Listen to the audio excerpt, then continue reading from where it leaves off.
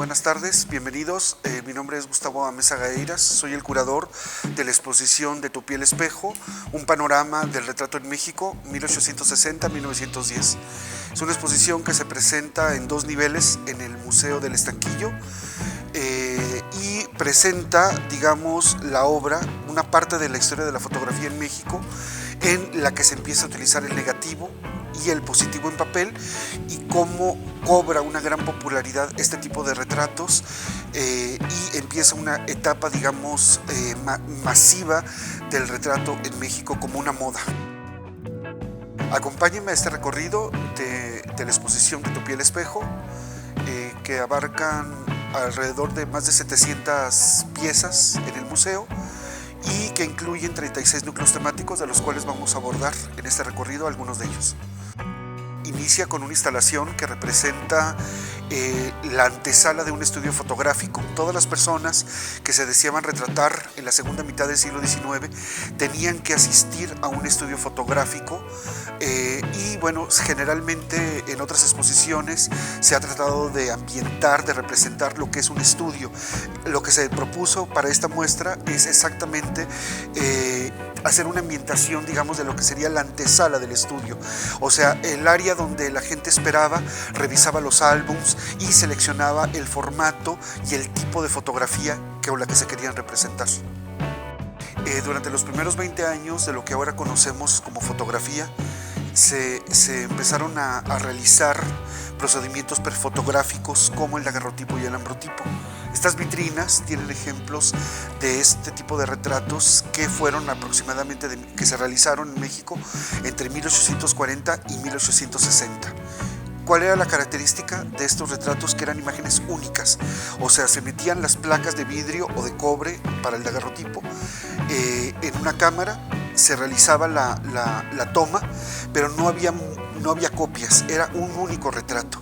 Entonces, justamente la exposición lo que parte o lo que trata de ilustrar, lo que aborda en esta exposición es a partir de este momento, hacia 1860, cómo es que empieza a utilizarse tanto el negativo como las impresiones en papel, y al tener estas copias en papel se pueden obtener muchos ejemplos de un solo retrato.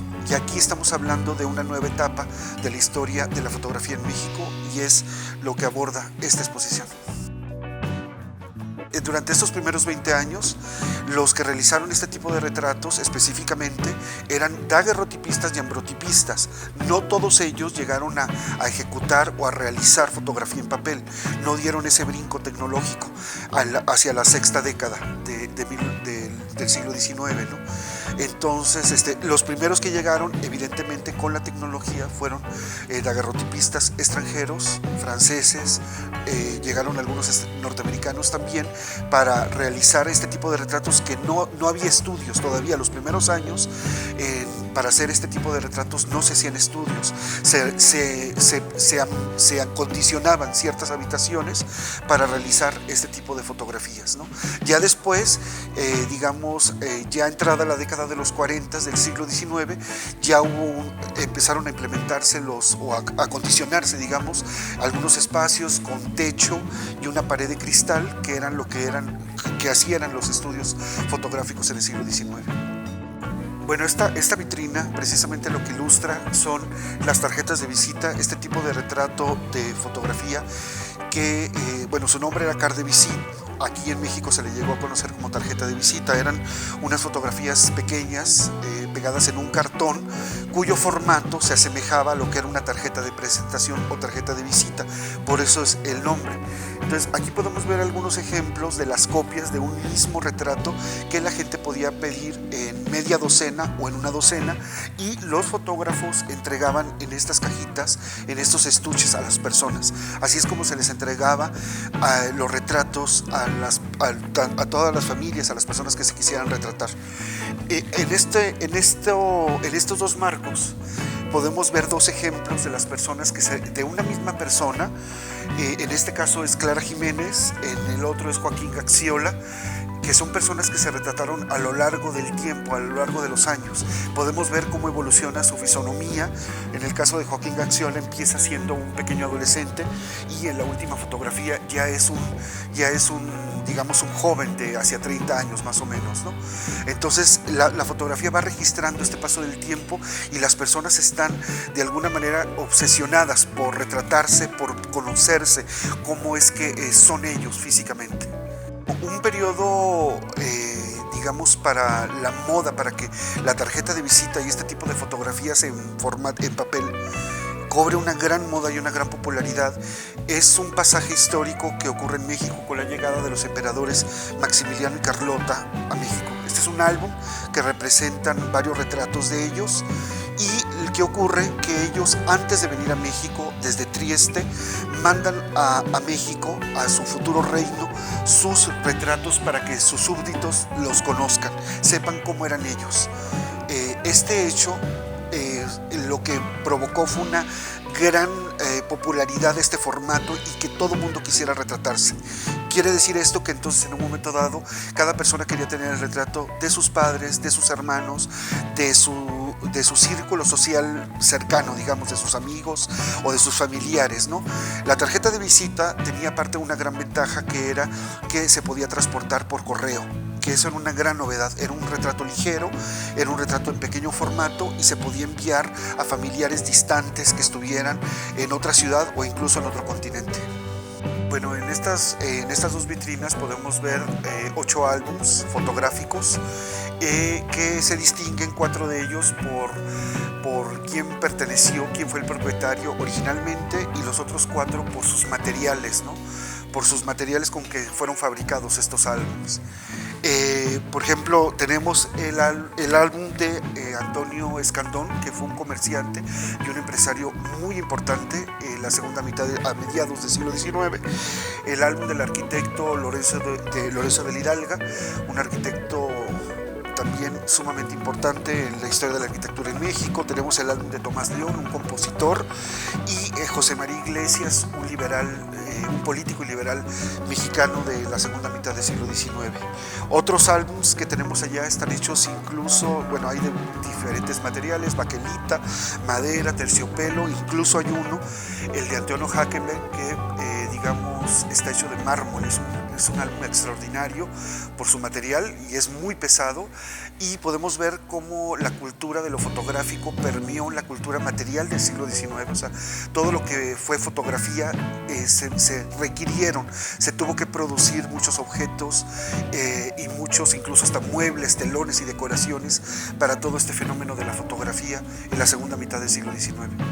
Uno de los núcleos temáticos y de las vitrinas o de las piezas que más ha llamado la atención en la exposición es este álbum de prostitutas que mandó a hacer el gobernador Gustavo Vaz en 1868. Son 1055 retratos aproximadamente, en donde se registraba cada una de las prostitutas, de las mujeres que ejercían la prostitución a finales de la década de 1860. ¿Cuál era el objetivo? El objetivo, la intención era de tener un registro sanitario de cada una de ellas, de sus enfermedades, y tener todos los datos básicos, como un control de higiene entre este grupo de mujeres. Es la primera vez que se expone el álbum, pertenece a la colección de la Biblioteca Lerdo de Tejada, de la Secretaría de Hacienda y Crédito Público, y es la primera vez que se exhibe, esta pieza, que es realmente muy significativa en la exposición. Bueno, lo que comentaba hace un momentito aquí, de que lo fotográfico permeó la cultura material del siglo XIX, aquí lo podemos apreciar con 3 objetos que pertenecieron originalmente a 3 fotógrafos de finales del siglo XIX, principios del siglo XX. Tenemos 2 muebles que pertenecieron al fotógrafo tapatío Octaviano de la Mora: una mesita para retratar niños, un mueble que se llama coqueta, que era un pequeño tocador con espejo para señoritas o para niñas. Aquí podemos ver la utilización, y podemos ver la silla, que perteneció a un fotógrafo aficionado. Él tomaba fotografías en su casa, que era José Luis Requena. Era un empresario, un capitalista muy rico y él podía darse el lujo de tener su propio estudio en su casa, y esta es una de las piezas que nos prestaron para la exposición. Bueno, lo que hizo la fotografía del siglo XIX fue registrar todos los momentos de la vida, ¿no? Desde los recién nacidos, los primeros, cada cumpleaños, cada aniversario de los niños, generalmente si se podía, se les tomaba la fotografía. Se retrataba, por supuesto, la boda, incluso los muertos, todo. Específicamente hablando del retrato de los niños, se hacía porque había una altísima tasa de mortandad en el siglo XIX. Muchos de los niños no llegaban ni al año, o había un alto porcentaje en que no llegaban a cumplir ni siquiera los 14. Entonces los padres iban cada año registrando la fisonomía, la imagen de los hijos, porque no se sabía hasta cuándo podían vivir, ¿no? En la muestra presentamos niños, bebitos, desde recién nacidos en sus cunas. Había este imaginario burgués del siglo XIX, en que se recreaban literalmente nidos de cigüeña, y en los niños se ubicaban de en medio del niño de cigüeña, como si ahí los hubiera traído, ¿no? También, por supuesto, un momento muy significativo para los niños era el momento de la primera comunión, del cual aquí también podemos ver varios ejemplos muy interesantes, y que desde entonces se vino acostumbrando, fue una tradición la fotografía de ese momento de la primera comunión. Otro momento muy significativo para cualquier familia, para cualquier matrimonio, era el retrato de bodas, era el retrato de matrimonio, que empezó a utilizarse se empezaron a realizar así tal como las conocemos a partir de la década de 1860. Aquí podemos ver diferentes posturas, todo ese ideal burgués de quererse representar como en la intimidad de un hogar, adentro del domicilio de cada una de estas personas, ¿no? Cuando la prensa ilustrada llegó a México a finales del siglo XIX, en la década de 1890, la prensa, las revistas de sociales o algunas dirigidas específicamente para mujeres, empezaron a reproducir este tipo de fotografías. Bueno, la fotografía post-mortem, como ahora la conocemos, es la fotografía de muertos que se realizó a partir de mediados del siglo XIX, ya como en fotografía en papel. Antes, incluso desde el siglo XVIII, se llegaban a pintar algunas personas fallecidas, algunas personas muertas, algunos niños, o sobre todo también algunas monjas o monjes que tenían una trayectoria importante, ¿no? Pero era muy raro, era muy escaso, era muy difícil y costoso este tipo de retratos. Con la fotografía se tuvo mucho más acceso, evidentemente, a el registro de muertos como la última prenda de una persona que había fallecido, de un familiar, ¿no? A los niños se les vestía como angelitos, con alas, coronas de flores, en camas, dormiditos o con sus juguetes preferidos, y así es como se les registraba a los chicos, ¿no? A los niños. Y también a las personas incluso se les llegaba a hacer altares o recreaciones, como si estuvieran durmiendo en una cama de flores por el tránsito, digamos, hacia la muerte.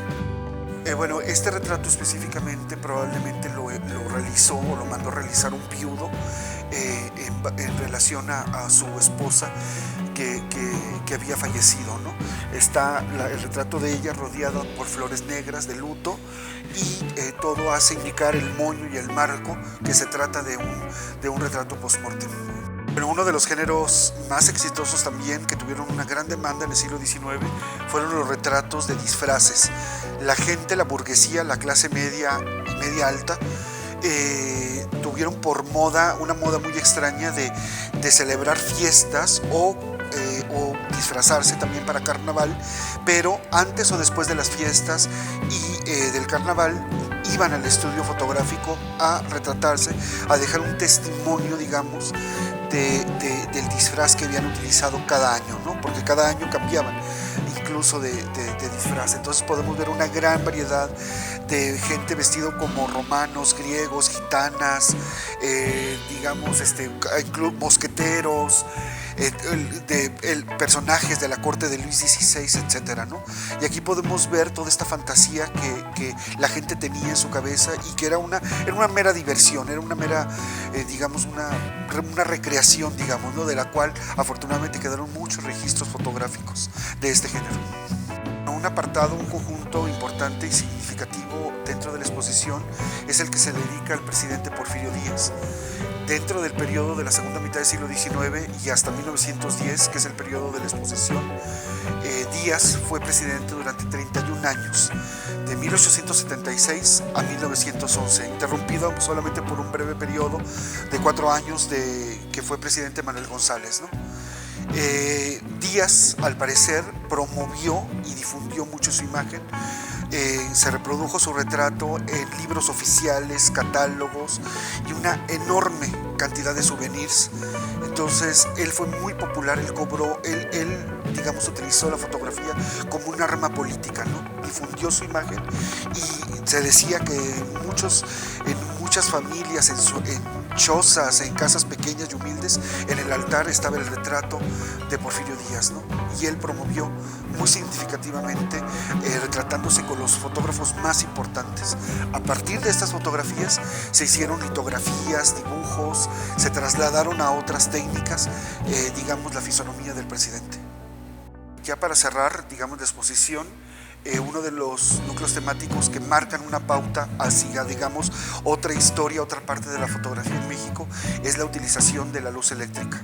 En la década de los 80 empezó a utilizarse la electricidad, digamos, en algunos establecimientos. Fue una gran novedad.